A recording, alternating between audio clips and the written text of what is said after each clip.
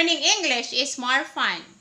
Our lesson for today is one of the most interesting literatures in the world, the literature of Myanmar, formerly called Burma. Before anything else, I would like to greet a friend, one of my classmates during my college days. She is actually from Myanmar. Shout out para kay Marilay. I miss you and I hope you're doing good, my friend. Well, sa mga gustong magpa-shout out, comment lang po. Salamat! Now, let's proceed with the motive question of our topic for today. What lessons in life can you learn from Myanmar's rice-pounding songs? So, at the end of our lesson, you are expected to answer that question. Anyway, our learning competency for this lesson: appreciate literature as a mirror of people with diverse backgrounds.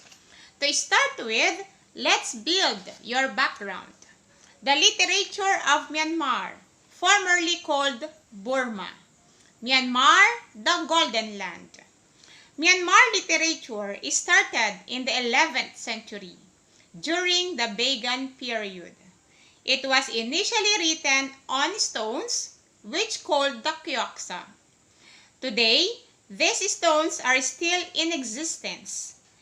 Several works such as Yaking Mithami Egyin, Cradle Song of the Princess Arakan, Manira Tanapum, a collection of traditions, and Hat Hipalapyo, long poems on the life of Buddha, were greatly influenced by India and Thailand.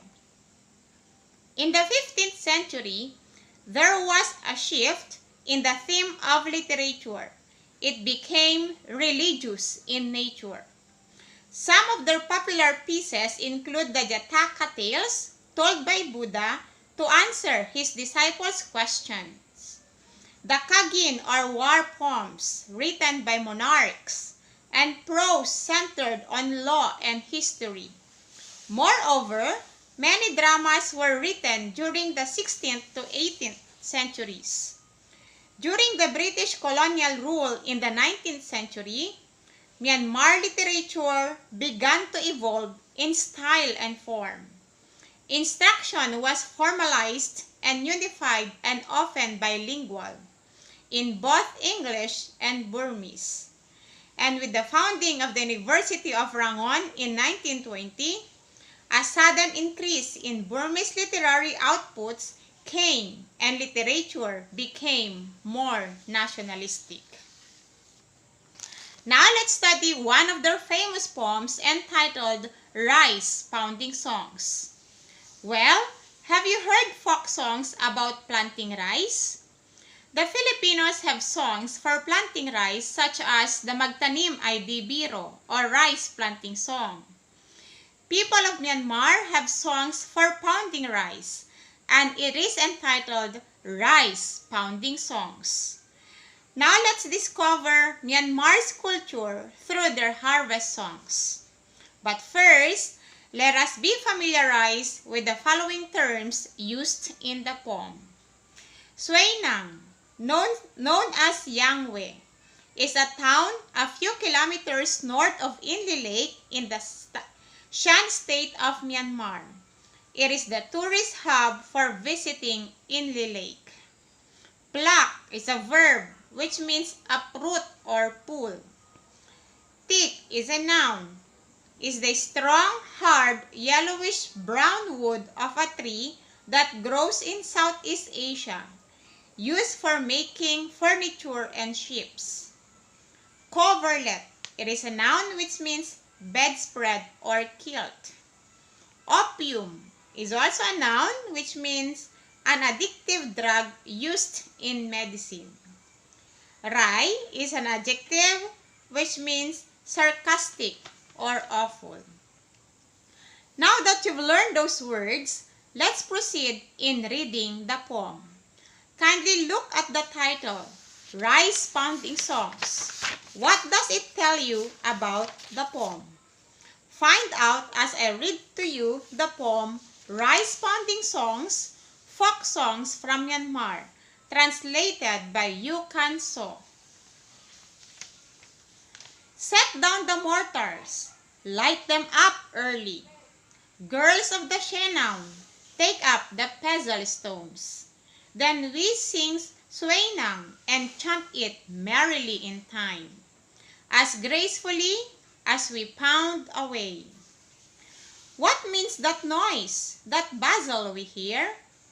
Oh, a lady of the Shenandoah is giving alms, with the music of drums and gongs.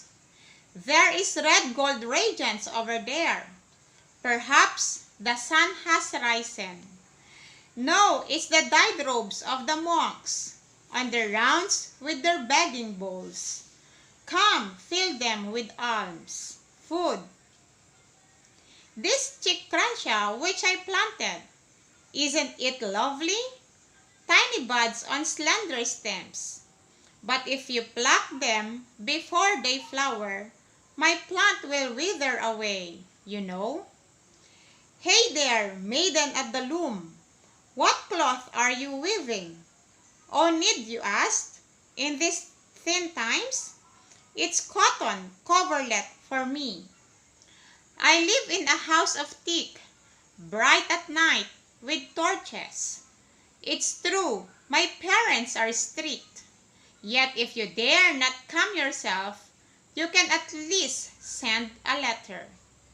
The poor man is mopping in the house, feeling out of sorts and shaky, because he's short of opium. Very well, rye. Sell my fine gold earplugs if you must, but make sure get a good price for them. My handsome brother, a word with you. Before you leave for lower country, if you find a wife, there do not leave her. Bring her to us, we've use for her. She can fetch us water, gather firewood, and pound our rice, or lots of uses. I've bought a pair of sandals, such pretty red sandals, but I shan't wear them yet. When you and I are truly wedded, then I shall wear them. Now let us have the analysis of the rice pounding songs.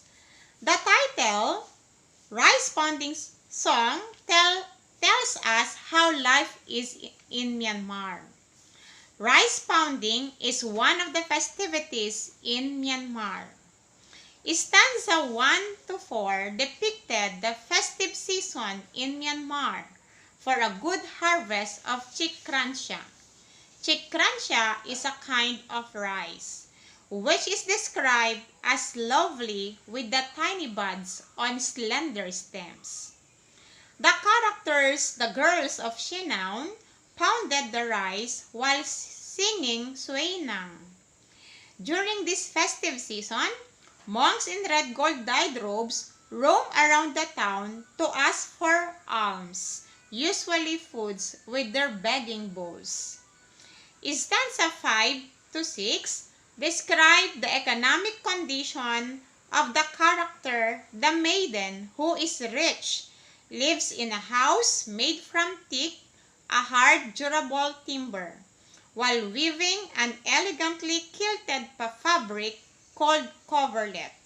Usually, this bedsheet is used by rich people during the early 19th century.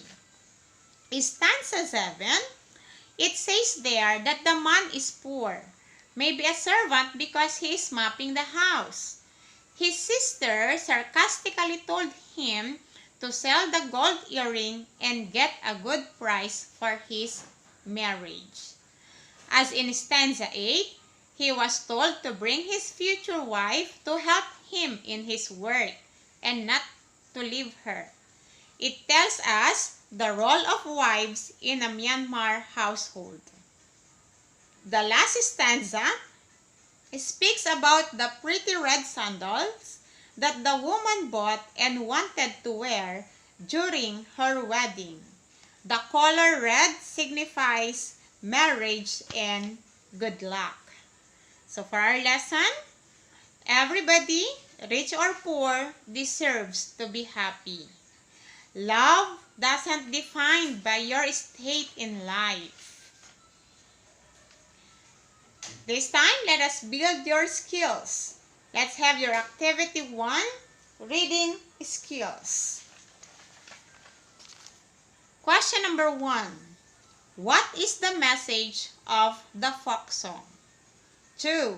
What particular role of Myanmar wives is mentioned in the song? Which stanza gives the answer to this question?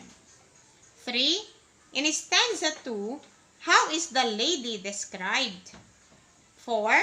In stanza 3, what particular group of Buddhist monks is referred to?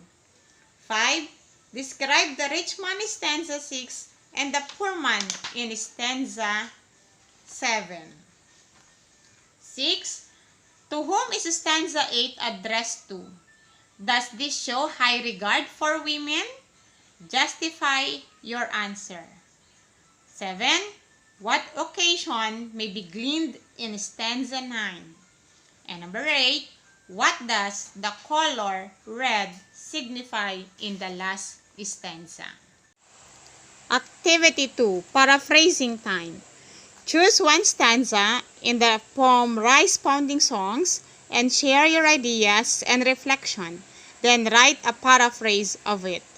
Okay, so I hope you are able to answer those questions after you listen to the reading of the poem The Rice Pounding Songs. Thank you and good luck.